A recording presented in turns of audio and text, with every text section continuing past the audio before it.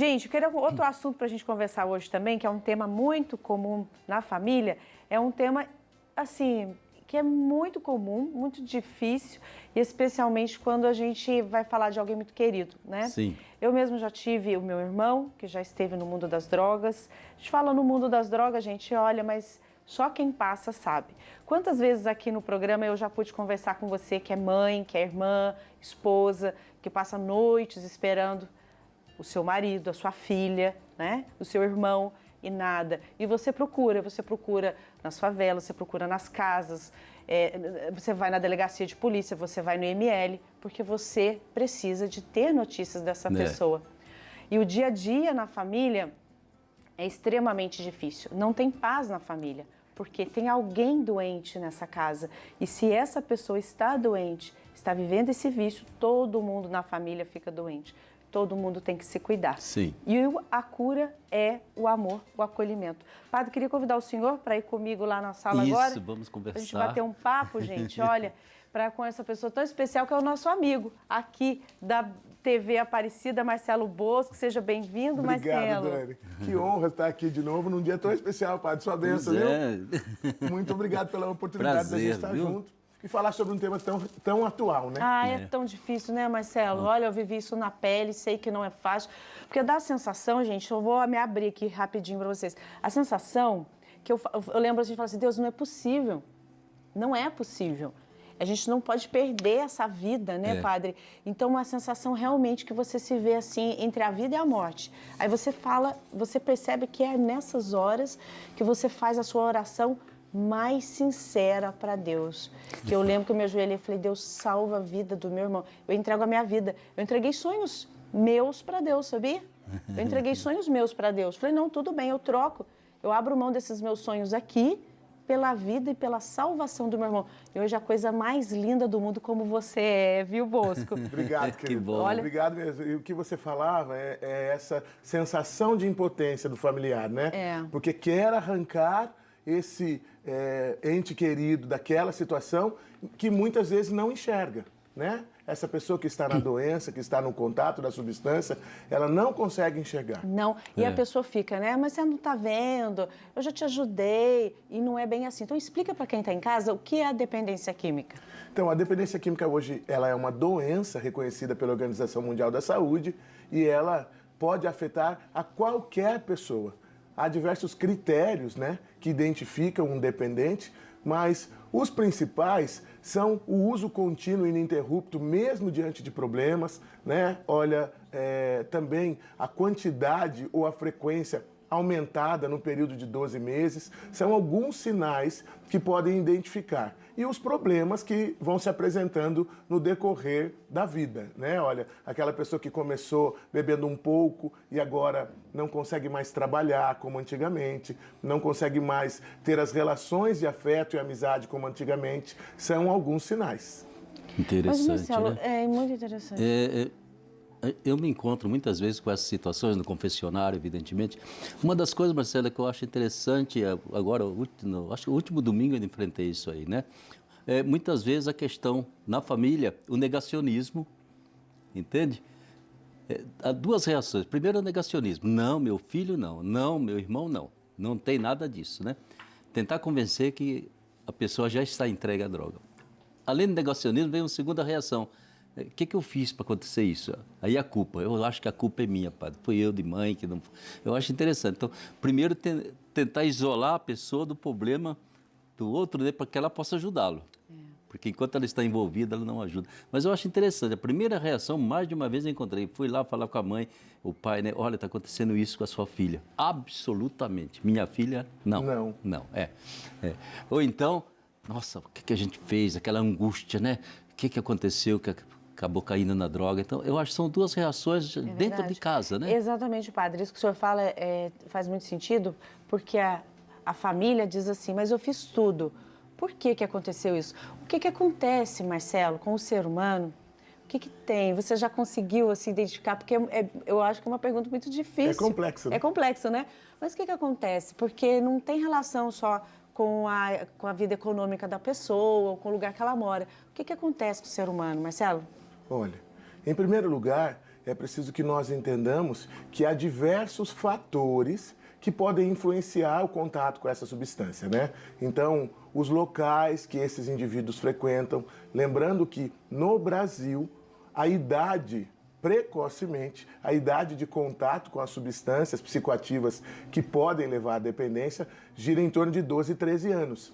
Então, temos que tomar cuidado com os nossos adolescentes, né, padre? Exatamente. E o senhor falou muito bem sobre o negacionismo. Por que isso, Dani? Porque é uma doença preconceituosa, né?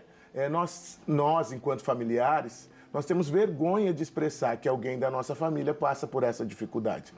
E nós temos uma tendência a assumir que nós somos perfeitos. Em nossa casa não pode ter defeito, não pode acontecer problemas, porque nós nos esforçamos tanto.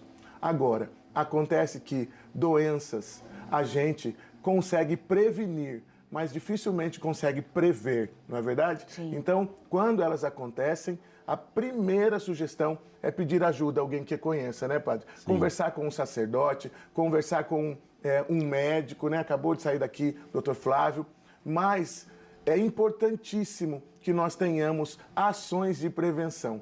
E a religiosidade, padre, já está comprovada cientificamente que é uma ação de proteção. Então, Dom Leão falava agora no Congresso Eucarístico sobre a importância da Eucaristia e da catequese. Nossas crianças inseridas na igreja, elas estão protegidas da droga. O risco delas tiverem contato com a droga é diminuído. Já está comprovado cientificamente. Exato. E quais os sinais, Marcelo, então, que para a pessoa já não começar a negar, mas para ela ter atenção dentro de casa, quais são os sinais? Olha, primeiro, esse familiar que começa a se isolar do contato da família. Hoje, nós temos os nossos adolescentes e jovens trancados nos quartos, né? Numa vida quase que bastante individualizada. Eu chamo de famílias. Elas são pequenas ilhazinhas dentro da mesma estrutura, né? Então, a gente tem que tomar cuidado com isso. Se aproximar, restaurar o vínculo, estabelecer amor. Você falou com muita propriedade, você falou, olha, a solução é o amor.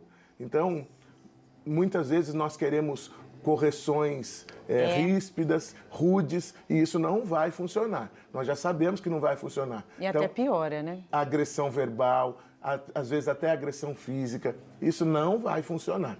Então, é trazer para si, né? Buscar, como filho pródigo de volta para o pai amoroso, buscar esse abraço que tenta construir a ponte de novo, coração a coração, né? E faz a gente questionar, né, padre? Faz, certamente, entende? Mas você falou uma coisa que eu mesmo tive experiência de quando estava lá na periferia de São Paulo, o garoto veio falar comigo, né? Falei, eu não vou querer tirar você da droga se você não quiser. A primeira coisa. E quero, né? A mãe não sabe, o pai não sabe, foi aí que entrou toda a história. Mas sabe a primeira terapia que eu dei nele? Eu falei, a gente tem aqui nessa igreja, nós temos toda quarta-feira a novena perpétua, Nossa Senhora Perpétua do Socorro. Eu quero você toda quarta-feira aqui e você levante o dedo, se você estiver limpo, estiver sujo, você fica quietinho e vai falar comigo. Ele foi fiel. Olha, né? Que lindo. Às vezes recaía, foi fiel. Aí conseguimos algo, conversei com a família, afastá-lo daqui, afastá-lo do grupo. Aí conseguimos que ele...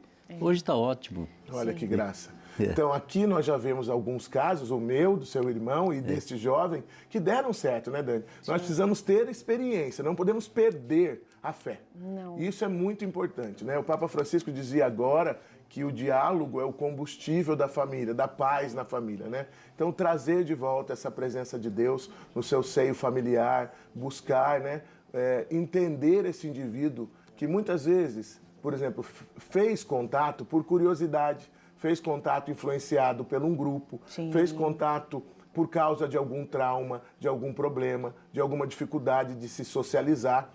E, a partir disso, desenvolveu, né, aumentado o hábito de usar drogas ou de beber ou outras substâncias, né? Agora, recentemente, nós estamos tendo casos já no Brasil de dependência tecnológica. O vício, por exemplo, em apostas, que agora está muito comum. Existe, e essas pessoas precisam de apoio também. Olha só, a gente está falando de acolhimento, né? Eu sei que não é fácil, porque é claro que a gente quer corrigir, como você falou, a gente quer corrigir o sintoma, né? Aquela pessoa na família chega bêbada, ou então ali com muita alteração, e você está falando, não, mas chega de madrugada, falando alto, ou então, né, violento, enfim, passando mal, gente. Tem tantas situações tão tristes. E o que você deve fazer? Aí você vai me falar, Dani, mas como que eu vou abraçar essa pessoa, dar um banho nela, dar um café quente, dar uma sopa quente e pôr ela para dormir? Incrível que pareça, mas esse acolhimento faz uma diferença, né, Marcelo? Como que a família deve acolher? Olha, quando você falava, me fez lembrar do bom samaritano, padre, agora, não parecia mesmo? É acolher sem esperar nada em troca, né? Porque com os nossos familiares, nós criamos uma expectativa muito grande. Primeiro que eles reconheçam o nosso amor. E o amor não é para ser reconhecido, é para ser partilhado, né? Deixa transbordar de nós sem esperar nada em troca. Mas a nossa confiança deve primeiro estar em Deus, que tudo pode e que é capaz de tirar essa pessoa desta condição.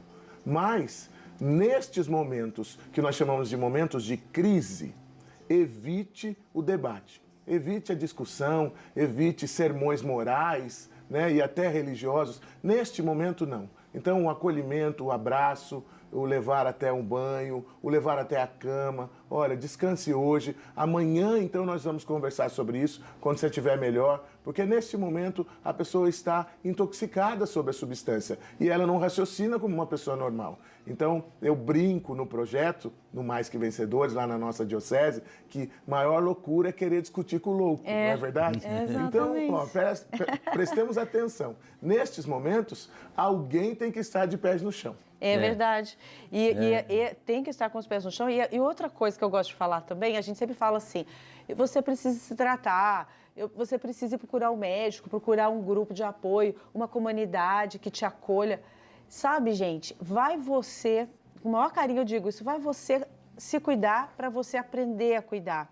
Porque essa pessoa da família está tão confusa, é tão difícil, gente, caminhar sozinha nisso. Então é importante você procurar um apoio para você saber como apoiar, porque sozinha a gente não consegue.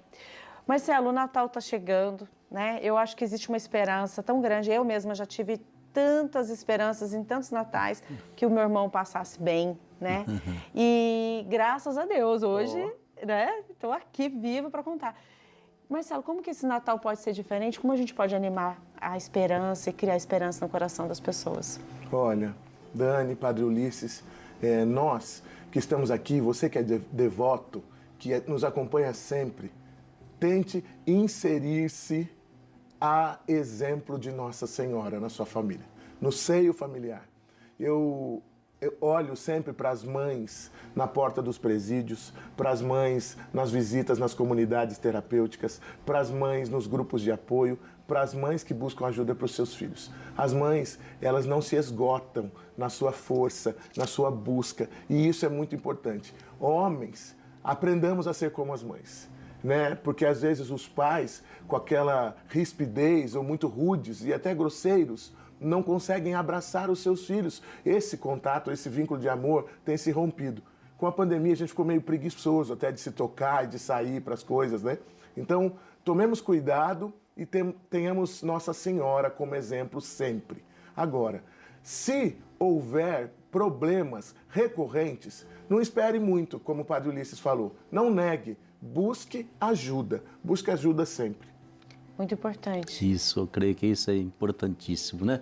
Eu creio que você toca em alguns pontos que eu acho que é o como a gente é proativo, eu vou ao encontro do problema, eu desconfio, já quero saber e tirar esse aspecto que é doloroso, vergonhoso da família, moralista, né? Tirar, é doença. Eu acho que na hora que a gente coloca na cabeça, isso aqui é uma doença, como eu falava para uma mãe, se o seu filho estivesse com um problema de pulmão, de coração, entende? Você não iria correr atrás de ajuda? Iria. A mesma coisa. Gente, olha, só quem passa sabe, né, Marcelo?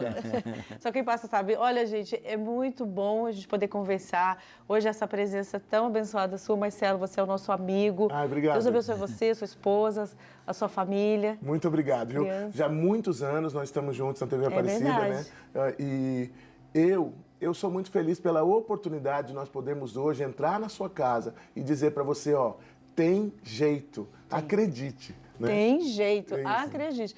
Se cuide para você poder aprender a cuidar. Marcelo, Deus abençoe você. Obrigado. Parabéns pelo trabalho, pela vida linda, viu? E também pelo seu projeto, pela comunidade. Manda um beijo para todo mundo lá. Mando sim, obrigado. Padre Ulisses, muito obrigado, sua bênção, viu? Oh, Deus abençoe.